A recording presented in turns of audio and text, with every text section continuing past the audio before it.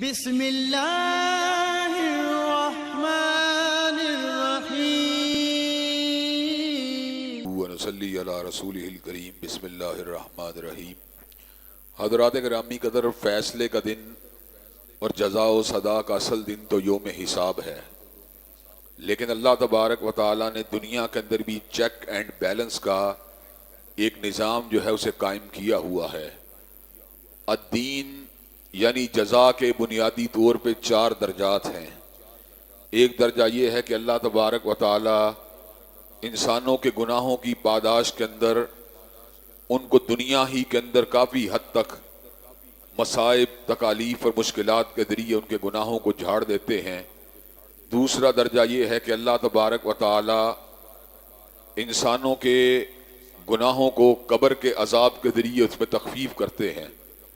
تیسرا درجہ یہ ہے کہ اللہ تبارک و تعالی یوم حشر کی آزمائشوں کے ذریعے اور ابتلاؤں کے ذریعے انسانوں کے گناہوں کو جھاڑتے ہیں۔ اور اس کے بعد ایک درجہ اور ہے، اور وہ درجہ یہ ہے کہ اللہ تبارک و تعالی جہنم کی آگ کے ذریعے انسانوں کی تطہیر کرتے ہیں، اور اس کے بعد جو لوگ اس قابل ہوتے ہیں کہ ان کو جنت میں داخل کر دیا جائے انہیں جنت میں داخل کر دیا جاتا ہے۔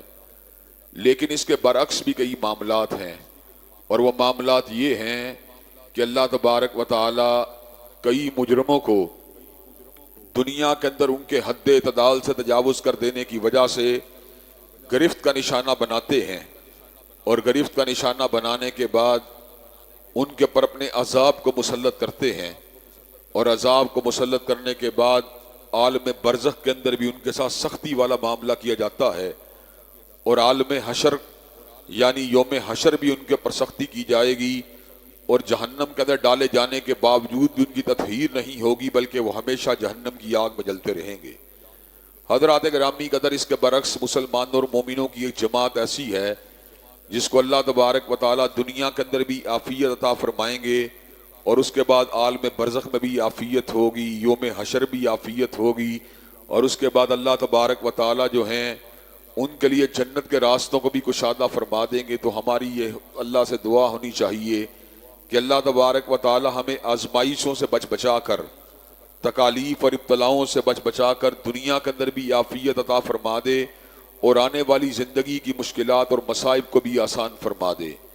حضرات گرامی قدر، کئی مجرموں کو اللہ تبارک و تعالی دنیا کے اندر مواخذہ نہیں کرتے بلکہ ان کو ڈھیل دیے رکھتے ہیں، اور آخرت کے اندر ان کا معاملہ بڑا ہی گڑبڑ ہو جاتا ہے، بڑا ہی خراب ہو جاتا ہے۔ لیکن کئی مجرموں کو اللہ تبارک و تعالی زمین کے اوپر ایسی عبرت کا نشانہ بناتے ہیں کہ دیکھنے والی آنکھ جو ہوتی ہے ان کے انجام سے عبرت کو پکڑتی ہے۔ حضرات گرامی قدر، سورہ ہود ایک ایسی سورت ہے جس کے اندر اللہ تبارک و تعالی نے اسی قسم کی اقوام کا ذکر کیا جو اللہ تبارک و تعالی کے غضب کا نشانہ دنیا کے اندر بھی بنی، اور اللہ تبارک و تعالی نے آخرت کے اندر بھی ان کے لیے دردناک عذابوں کو تیار کر دیا ہے۔ حضرات گرامی قدر، حضرت رسول اللہ صلی اللہ علیہ وسلم کو اللہ تبارک و تعالی نے جہاں مختلف طرح کے خصائص عطا فرمائے تھے، ان خصائص میں سے ایک بڑی خصوصیت یہ بھی تھی کہ اللہ تبارک و تعالی کے نبی بڑے ہی جوان تھے، اتنے جوان تھے، اتنے نوجوان تھے زندگی کے آخری سانسوں تک کہ کئی مرتبہ سیدنا صدیق اکبر کی بزرگی کو دیکھ کر جب آپ کے ہمراہ بیٹھے ہوتے تو آنے والے وفود جو تھے وہ سیدنا صدیق کو بزرگ سمجھ کے آپ کی طرف پیش قدمی کرتے، حالانکہ سیدنا صدیق کی عمر جو تھی وہ حضرت رسول اللہ صلی اللہ علیہ وسلم 2 سال چھوٹی تھی، لیکن اس کے باوجود بھی وہ آپ کے مقابلے بزرگ معلوم ہوتے تھے۔ تو حضرت رسول اللہ صلی اللہ علیہ وسلم کے سر مبارک کے اوپر سیدنا صدیق اکبر رومال لے کے کھڑے ہو جاتے تاکہ پتہ چل جائے قائد یہی ہے، مرشد یہی ہے، رہنما یہی ہے، اور مقتدی اور پیشوا یہی ہے۔ حضرات گرامی قدر، حضرت رسول اللہ صلی اللہ علیہ وسلم کی داڑھی اور سر کے بال ملا کر آخری وقت تک فقط 19 بال سفید تھے۔ آپ اس بات کا اندازہ لگائیے 63 برس کی عمر کے اندر جس شخصیت کے 19 بال سفید ہوں، اس کی دلکشی کا، اس کی رانائی کا، اس کی قوت کا اور اس کے جوانی کا عالم کیا ہوگا۔ حضرات گرامی قدر، حضرت رسول اللہ صلی اللہ علیہ وسلم کی جوانی کی کیفیت کا اس بات سے بھی اندازہ لگائیے کہ آپ نے 54 برس کی عمر میں پہلی مرتبہ کفار کے خلاف تلوار کو چلایا۔ 54 برس کی عمر کے بعد پھر مسلسل زندگی کے آخری سال تک تلواریں چلتی رہیں، دشمنوں کے ساتھ ٹکراؤ ہوتا رہا. حضرت رسول اللہ صلی اللہ علیہ وسلم کبھی جنگوں کے اندر کبھی جہاد سے نہیں کترائے اور اعدائے دین کے مقابلے میں پوری طرح سینہ سپر رہے. ایک مرتبہ صحابہ کرام رضوان اللہ علیہ مجمعین کو شور کی آواز سنائی دی تو صحابہ کرام رضوان اللہ علیہ مجمعین ہڑبڑا کے اٹھے, سرحدوں کا رخ کیا, سرحدوں کی طرف پہنچے تو حضرت رسول اللہ صلی اللہ علیہ وسلم سرحدوں سے تشریف لا رہے تھے. ساتھیوں نے کہا آقا آپ کہاں سے آئے ہیں؟ کہا ساتھیوں گھبرانے کی ضرورت نہیں, محمد علیہ السلام تمہاری حفاظت کے لیے تمہارے دشمنوں کو بھگا آیا ہے. حضرات گرامی قدر, اتنے دلیر, اتنے بہادر, اتنے شجاع, اتنے طاقتور, اتنے جوان نبی, لیکن حضرت رسول اللہ صلی اللہ علیہ وسلم خود ارشاد فرماتے ہیں سورہ ہود کی تلاوت نے مجھے بوڑھا کر دیا ہے. حضرات گرامی قدر, جو حضرت رسول اللہ صلی اللہ علیہ وسلم جب سورہ ہود کے اندر مغضوب اقوام کا ذکر پڑھتے تھے تو آپ کے اوپر ایک رقت کی, ایک گریے کی کیفیت طاری ہو جاتی تھی, اور اللہ تبارک و تعالیٰ کی کبریائی کا احساس اور اس کی بڑائی کا احساس اور اس کی طاقت کا احساس اور اس کی عزیز ہونے کا احساس اور جبار ہونے کا احساس جو تھا, اس کی ایسی کیفیت پیدا ہوتی تھی کہ حضرت رسول اللہ صلی اللہ علیہ وسلم جو تھے اپنے اوپر جو تھے ایک بڑھاپے کی کیفیت کو محسوس کیا کرتے تھے. حضرات گرامی قدر, اس صورت میں اللہ تبارک و تعالیٰ نے مغضوب اقوام کا ذکر کیا, جن اقوام کی طرف اللہ تبارک و تعالیٰ کے رسول آتے رہے اور ان کو اللہ تبارک و تعالیٰ کی توحید کی دعوت دیتے رہے. ابتدائی قوم جس کا ذکر سب سے پہلے کیا گیا وہ سیدنا نوح علیہ السلام کی قوم ہے. سیدنا نوح علیہ السلام اللہ کے اولو العزم انبیاء میں سے پہلے اولو العزم رسول ہیں. اللہ تبارک و تعالیٰ نے سیدنا نوح کو بہت بڑی عمر عطا کی تھی. فَلَبِثَ فِيهِمْ أَلْفَ سَنَةٍ إِلَّا 50 عَامًا, 950 برس تک آپ اپنی قوم کے درمیان رہے, ان کو اللہ تبارک و تعالیٰ کی توحید کی دعوت دیتے رہے. بستی کے لوگوں نے آپ کی دعوت کو قبول کرنے کی بجائے کالو مجنون وازدجر, حضرت نوح علیہ السلام کے ساتھ ڈانٹ ڈپٹ والا اور آپ کو تانا زنی کرنے والا اور آپ کو دیوانہ کہنے والا رویہ اختیار کیا. سیدنا نوح علیہ السلام نے ان کو دعوت دی ود, سوا, یغوث, یعوق اور نصر کی پوجا نہ کیا کرو, ان بتوں کو چھوڑ کر اللہ وحدہ لا شریک لہ کی پوجا کیا کرو. بستی کے لوگ آپ کی پوری تندہی کے ساتھ دعوت دینے کے باوجود بڑی ہی قلیل تعداد کے اندر آپ کے اوپر ایمان لے کے آئے. جب کئی سو برس کی دعوت کا عمل پورا ہوا تو اللہ تبارک و تعالیٰ نے حضرت نوح علیہ السلام پہ اس وحی کا نزول فرما دیا اِنَّهُ لَن يُؤْمِنَ مِن قَوْمِكَ إِلَّا مَن قَدْ آمَنَ. اے نوح, اب آپ کی قوم میں سے کوئی شخص بھی ایمان لے کے نہیں آئے گا. اب آپ یہ کام کیجئے, کشتی کو بنائیے, اس کشتی کے اندر ایک ایسی وسعت ہونی چاہیے کہ آپ کی قوم کے لوگ بھی اس کے اندر سما جائیں اور ہر ذی روح کے ایک جوڑے کو بھی اس کے اندر رکھ دیا جائے.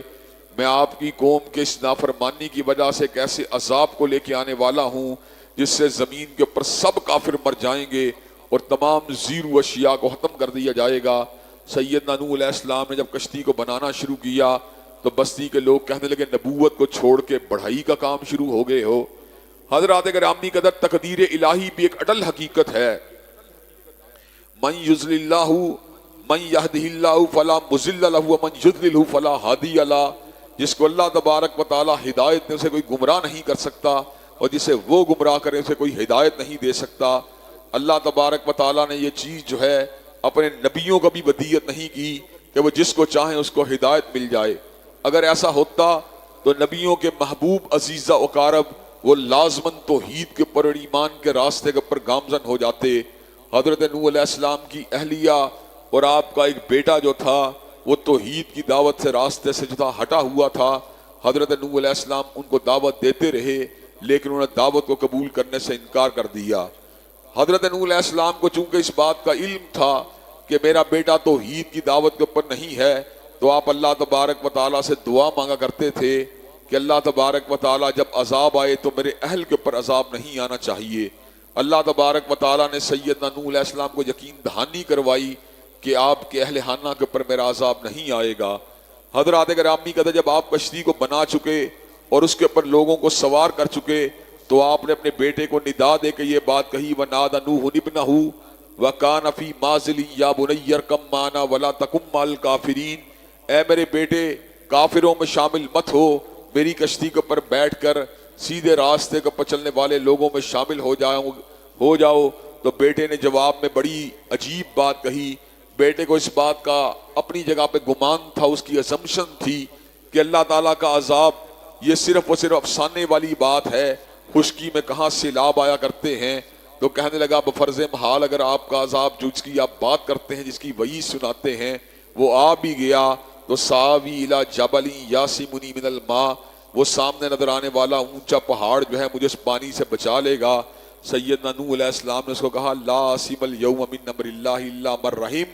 میرے بیٹے جب اللہ تعالیٰ کا عذاب آتا ہے تو کوئی پناہ گاہ اس کو پناہ دینے والی نہیں ہوتی. ہوا کیا وحال بینہم الموج فکان من المغرقین. ایسے عالم کے اندر ابھی یہ بات جاری ہے کہ سیلاب کا ایک دھارا جو انتہائی تیز رفتاری سے بستی میں داخل ہوتا ہے, اسی ڈائیلاگ کے دوران حضرت نوح علیہ السلام کے بیٹے کو بہا کے لے جاتا ہے. حضرت نوح علیہ السلام نے اس منظر کو دیکھا, اللہ کی بارگاہ میں عرض کی ان ابنی من اہلی وَإِنَّ وَعْدَكَ الْحَقُّ وَأَنْتَ أَحْكَمُ الْحَاكِمِينَ. اللہ میرا بیٹا میرے اہل خانہ میں شامل ہے اور آپ سے میری بات ہوئی تھی. اللہ تعالیٰ یہ کیا ہو رہا ہے؟ اللہ تبارک و تعالیٰ میرا بیٹا میرے اہل میں شامل ہے. ان ابنی من اہلی وَإِنَّ وَعْدَكَ الْحَقُّ. اللہ آپ کے وعدے سچے ہوتے ہیں. وَأَنْتَ أَحْكَمُ الْحَاكِمِينَ, اور آپ کا حکم جو ہوتا ہے فائنل اتھارٹی اس کی ہوتی ہے. اللہ تبارک و تعالیٰ فرمانے لگے اِنَّهُ لَيْسَ مِنْ أَهْلِكَ إِنَّهُ عَمَلٌ غَيْرُ صَالِحٍ فَلَا تَسْأَلْنِي مَا لَيْسَ لَكَ بِهِ عِلْمٌ إِنِّي أَعِيذُكَ أَن تَكُونَ مِنَ الْجَاهِلِينَ. اے نوح آپ کا بیٹا ہے مگر آپ کے اہل خانہ میں شامل نہیں. آئندہ کے بعد ایسا سوال کیا تو آپ لا علموں میں شامل ہو جائیں گے.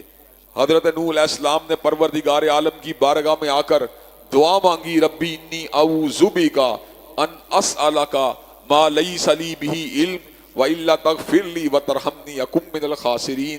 اللہ تبارک و تعالی میں پناہ طلب کرتا ہوں اس چیز سے کہ میں نے ایسا سوال کیا جس کی حقیقت کا مجھے علم نہ تھا. وَإِلَّا تَغْفِرْ لِي وَتَرْحَمْنِي أَكُن مِّنَ الْخَاسِرِينَ.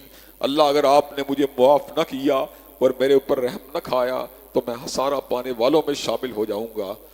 اللہ تبارک و تعالیٰ نے حضرت نوح کی فریاد کو سنتے ہوئے کہا اے نوح آپ کے اوپر سلامتی ہو.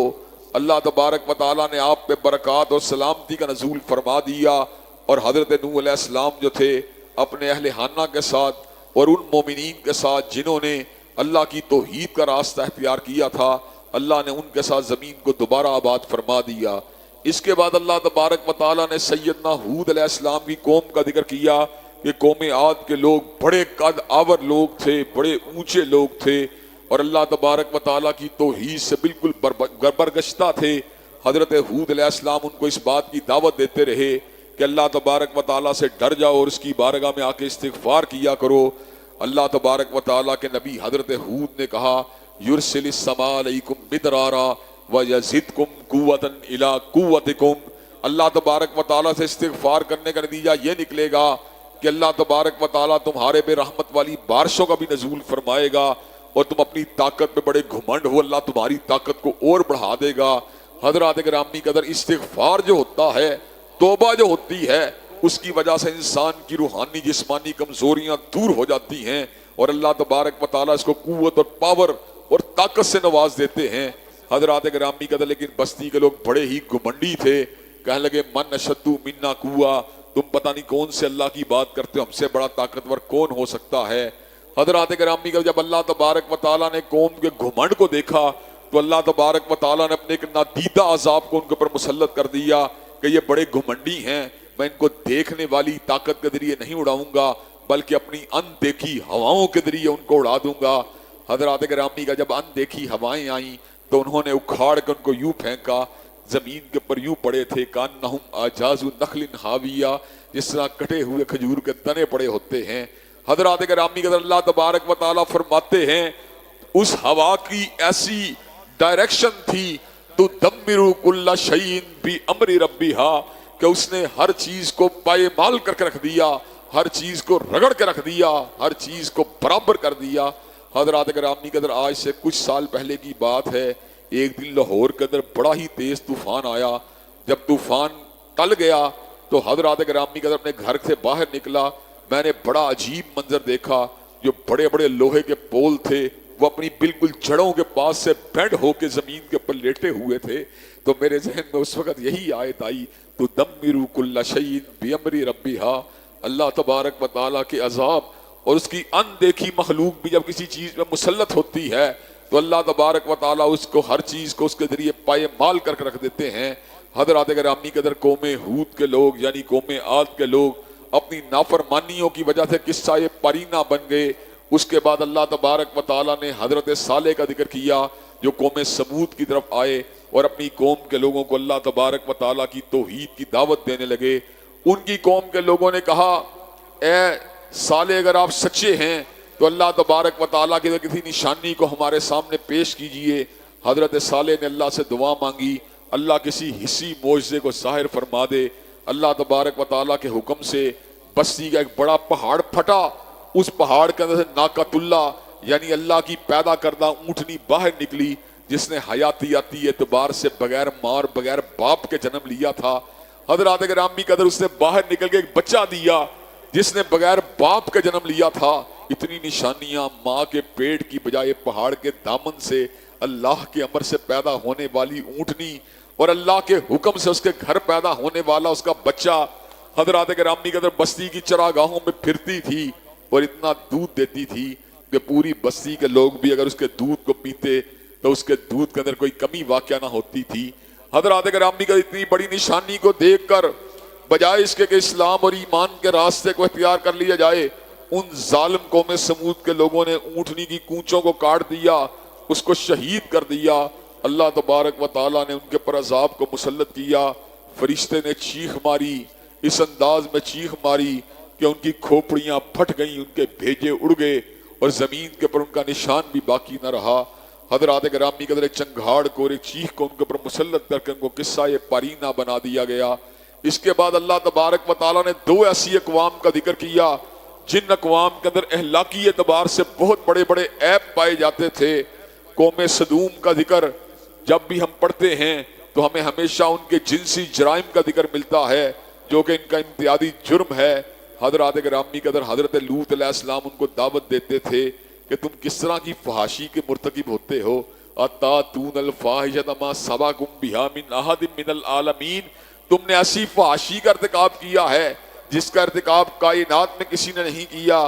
انکم لتاتون الرجال شہوۃ من دون النساء بل انتم قوم مسرفون، تم مردوں سے اپنی خواہش کو پورا کرتے ہو، اللہ تبارک و تعالیٰ کی بنائی ہوئی عورتوں کو چھوڑ دیتے ہو۔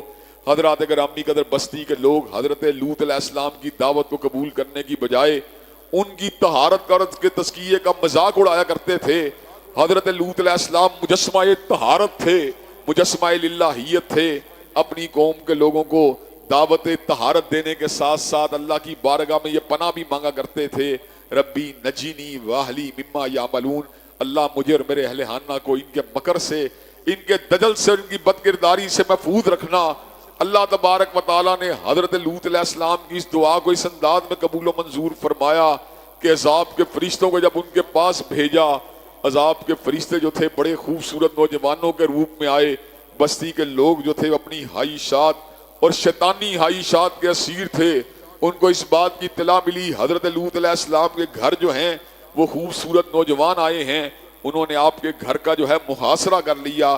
حضرت لوط علیہ السلام ایسے عالم کے اندر بڑے ہی بےتاب تھے، آپ نے کہا ہاؤلائی بناتی ہن اطہر لکم فاتقوا اللہ ولا تخزونی فی ضیفی الیس منکم رجل رشید، اور میری قوم کے لوگوں کیا تم میں سے کوئی شریف آدمی موجود نہیں ہے؟ اگر تم شرافت کا وعدہ کرو، اگر تم اپنے کردار کی اصلاح کا وعدہ کرو تو بستی کی جو نیک عورتیں ہیں ان کے ساتھ ساتھ لوط اپنی سگی بیٹیوں کو بھی تمہارے ساتھ بیانے کے لیے تیار ہے۔ میں سمجھتا ہوں اس سے بڑی کسی نبی کی کوئی قربانی نہیں ہو سکتی کہ قوم کی نیک اور صالح بیٹیوں کو بدکاری سے توبہ کرنے والے لوگوں سے بیانے کے لیے بھی آپ آمادہ و تیار ہو چکے تھے، لیکن قوم کے لوگ یہ بات کہنے لگے ما لنا فی بناتک من حق وَإِنَّكَ لَتَعْلَمُ مَا نُرِيدُ، لوط علیہ السلام آپ کو پتہ ہونا چاہیے ہمیں آپ کی بیٹیوں سے کوئی لینا دینا نہیں ہے، اور ہم جو چاہتے ہیں اس سے آپ بخوبی باخبر ہیں۔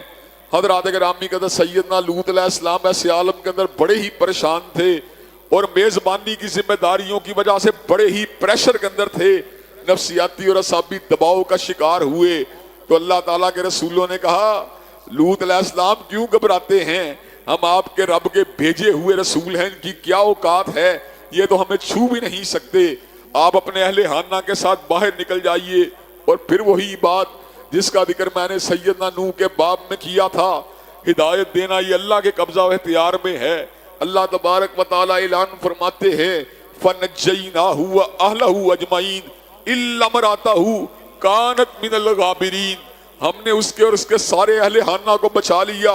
پیچھے رہ جانے والوں میں ایک اس کی عورت شامل تھی، ایک بڑھیا شامل تھی، جس نے اپنے شوہر کا راستہ اختیار کرنے کی بجائے میں کو یوں فرمایا کانتا تحت عبدین من عبادنا صالحین فخانتہما فلم یغنیا عنہما من اللہ شیئا۔ وہ نبیوں کے بستروں پہ سونے والیاں، وہ نبیوں کے گھروں میں رہنے والیاں جنہوں نے اپنے شوہروں کے طرز عمل کو اختیار نہیں کیا، ان سے خیانت کا راستہ اختیار کیا۔ جب قیامت کا دن آئے گا، جہنم کی آگ کو بھڑکایا جائے گا، جب بڑے بڑے مجرموں کو اس میں ڈالا جائے گا، اس وقت یہ بات کہی جائے گی قیل ادخلوا النار مع الداخلین، اور نوح اور لوط کی بیوی اور تم بھی جہنم کی آگ میں داخل۔ حضرات گرامی قدر 27 مرتبہ قرآن مجید میں اللہ نے یہ بات کہی فَنَجَّيْنَاهُ وَأَهْلَهُ أَجْمَعِينَ إِلَّا امْرَأَتَهُ كَانَتْ مِنَ الْغَابِرِينَ، کہ وہ سارے کے سارے اہل خانہ بچ گئے۔ إِلَّا امْرَأَتَهُ كَانَتْ مِنَ الْغَابِرِينَ، مگر اس کی بیوی نہ بچ سکی، حالانکہ وہ ایک نبی کی بیوی تھی۔ حضرات گرامی قدر اگر نبی کی بیوی اور نبی کا بیٹا اللہ کی نافرمانی کے بعد نہیں بچ سکتا، آپ کی اور میری حیثیت کیا ہے، آپ کی اور میری اوقات کیا ہے، آپ کا اور میرا مقام کیا ہے؟ اگر ہم اللہ کی گرفت سے بچنا چاہتے ہیں، اللہ کی پکڑ سے بچنا چاہتے ہیں، اللہ کے عذاب سے بچنا چاہتے ہیں، تو حضرات گرامی قدر اس کا ایک ہی راستہ ہے، صالحیت کا راستہ، توبہ کا راستہ، استغفار کا راستہ، انابت اللہ کا راستہ، اللہ کی رحمت اور اس کے فضل کو تلاش کرنے والا راستہ، اپنے گناہوں کے پر نادم ہونے والا راستہ، اپنے گناہوں کے پر آنسوؤں کو بہانے والا راستہ، اللہ کو فعال لما یرید علی کل شیء قدیر ماننے کا راستہ، اللہ کی رحمت کو تلاش کرنے کا راستہ، اللہ کے آگے گڑ گڑانے کا راستہ، اللہ کے آگے جھک جانے کا راستہ، بارگاہ الہی میں سجدہ ریز ہونے کا راستہ، اس کی بارگاہ میں آ کے دعاؤں کو مانگنے کا راستہ، اس کو راضی کرنے کے لیے گڑ گڑانے کا راستہ، اس کی بارگاہ میں جھک جانے کا راستہ، اس کے سوا کوئی راستہ موجود نہیں ہے۔ حضرات گرامی قدر بستی سے سیدنا لوط علیہ السلام اور آپ کے اہل خانہ نکل گئے۔ اللہ تبارک و تعالیٰ نے بستی کے اوپر ایسے عذاب کو مسلط کیا، فرشتوں نے اپنے وجودوں پہ اٹھا کے پوری کی پوری بستی کو آسماں کی بلندی کو لے کے گئے۔ جب بہت بلندی پہ لے کے جا چکے، الٹا کے بستی کو پٹخ دیا، جب نیچے اٹھا کے پٹخا تو حضرات گرامی قدر اس کے بعد آسمان سے پتھروں کی بارش کو برسایا گیا۔ پتھروں کی بارش اس انداز کے اندر برسائی گئی کہ ہر پتھر جو تھا وہ مجرم کا تعاقب کرتے ہوئے اس کو پیس رہا تھا، اس کو کچل رہا تھا، اس کو فنا کے گھاٹ اتار رہا تھا، اس کو ہلاکت کی وادی میں گرا رہا تھا، اور اس بات کو ثابت کر رہا تھا اِنَّ بَطْشَ رَبِّكَ لَشَدِيدٌ، میرے رب کی پکڑ بڑی ہی شدید ہے، میرے رب کی پکڑ بڑی ہی شدید ہے۔ اس بات کو ثابت کر رہا تھا میرا پروردگار عالم فعال لما یرید ہے، وہی سریع الحساب ہے، وہی شدید العقاب ہے، وہی علی کل شیء قدیر ہے، وہ جو چاہتا ہے جب چاہتا ہے جیسے چاہتا ہے اپنا حکم فرما دیتا ہے۔ حضرات گرامی قدر اس کے بعد اللہ تبارک و تعالیٰ نے حضرت شعیب علیہ السلام کی قوم کا ذکر کیا کہ حضرت شعیب علیہ السلام کی قوم کے لوگ اللہ تبارک و تعالیٰ کی وحدانیت کو تسلیم کرنے پہ آمادہ و تیار نہیں تھے، اور اس کے ساتھ ساتھ وہ کاروباری اعتبار سے بھی بے اعتدالیوں کا شکار تھے۔ حضرت شعیب ان کو پورا تولنے کی دعوت دیتے رہے، پورا ماپنے کی دعوت دیتے رہے، لیکن یہ ظالم سیدھے راستے پہ آنے پہ آمادہ و تیار نہ ہوئے۔ وہ کہنے لگے شعیب تو بڑی ہی عجیب بات کرتا ہے، اصلاتو کا تامرو کا ان نترو کا ما یابدو آباؤنا او ان نفعل فی اموالنا ما نشاء انک لانت الحلیم الرشید۔ شعیب تیری نماز بڑی عجیب ہے، وہ ہمیں اپنی مرضی کے ساتھ کاروبار بھی نہیں کرنے دیتی، وہ ہمیں غیر اللہ کی پوجا بھی نہیں کرنے دیتی، تیری نماز کا کیا تعلق ہے کاروبار کے ساتھ؟ حضرات گرامی قدر یہ سیکولرزم کی بات ہے جس کے اندر دین کو کمپارٹمنٹ میں تقسیم کر دیا جاتا ہے، دین کا تعلق فقط مسجد کے ساتھ ساتھ ہونا چاہیے؟ دین کا تعلق تجارت کے ساتھ کیسے ہو سکتا ہے؟ دین کا تعلق سیاسیات کے ساتھ کیسے ہو سکتا ہے؟ دین کا تعلق بڑے پنچایت کے ساتھ کیسے ہو سکتا ہے؟ اور مسلمانوں اس بات کو یاد رکھو، دین ایک ہمہ گیر قسم کے سسٹم کا نام ہے جس کا تعلق عقیدے کے ساتھ بھی ہے، عبادات کے ساتھ بھی ہے، معاملات کے ساتھ بھی ہے، سیاسیات کے ساتھ بھی ہے، کاروبار کے ساتھ بھی ہے، آپ کی بود و باش کے ساتھ بھی ہے، آپ کی تہذیب و تمدن کے ساتھ بھی ہے، آپ کے شادی بیاہ کے ساتھ بھی ہے۔ یہ باطل نقطہ نظر ہے کہ میرا دین جو ہے مسجد میں ہونا چاہیے، دین کا بدار کے ساتھ کا تعلق ہے یا سیاسیات کے ساتھ کا تعلق ہے؟ حضرات گرامی قدر، حضرت شعیب علیہ السلام ان کو سمجھاتے، جواب میں یہ بات کہتے کہ شعیب اگر تیرا قبیلہ نہ ہو تو ہم تجھے پکڑ کے رجم کر دیں۔ تو حضرت شعیب علیہ السلام کہتے، اور تم میرے قبیلے سے ڈرتے ہو، اللہ سے کیوں نہیں ڈرتے؟ اور ساتھ ہی حضرت شعیب علیہ السلام ان کو یہ بات کہتے، وَمَا أُرِيدُ أَنْ أُخَالِفَكُمْ إِلَىٰ مَا أَنْهَاكُمْ عَنْهُ إِنْ أُرِيدُ إِلَّا الْإِصْلَاحَ مَا اسْتَطَعْتُ، کہ میں تمہیں اگر آج روکتا ہوں تو تمہاری مخالفت نہیں کرتا بلکہ تمہاری اصلاح کی نیت سے تمہیں دعوت دیتا ہوں۔ لیکن قوم شعیب کے لوگ، قوم مدین کے لوگ، اصحاب الایکا جو تھے، وہ سیدھے راستے کے اوپر آنے پہ آمادہ و تیار نہ ہوئے۔ اللہ تبارک و تعالیٰ نے کیا کیا؟ ان کے اوپر بھی ایک چنگھاڑ کو اسی طرح مسلط فرما دیا جس طرح چنگھاڑ کو قوم جو تھا سمود پہ مسلط کیا گیا، جس طرح قوم صالح کے اوپر چنگھاڑ کو مسلط کیا گیا، اسی طرح قوم مدین کے اوپر بھی چنگھاڑ کو مسلط کیا گیا۔ اس چنگھاڑ کی وجہ سے، بلند و بالا آواز کی وجہ سے ان کے سینے پھٹ گئے، کلیجے چاک ہو گئے، دماغ اڑ کے ان کے بھیجے اڑ گئے۔ حضرات گرامی قدر، ان اقوام کو اللہ نے قصہ پرینہ بنا دیا۔ اور اس کے ساتھ ساتھ اللہ نے قوم فرعون کا ذکر کیا جن پہ اللہ کے بڑے ہی عذاب آئے، اور بالآخر اللہ نے فرعون کو گھر کے آپ کر دیا۔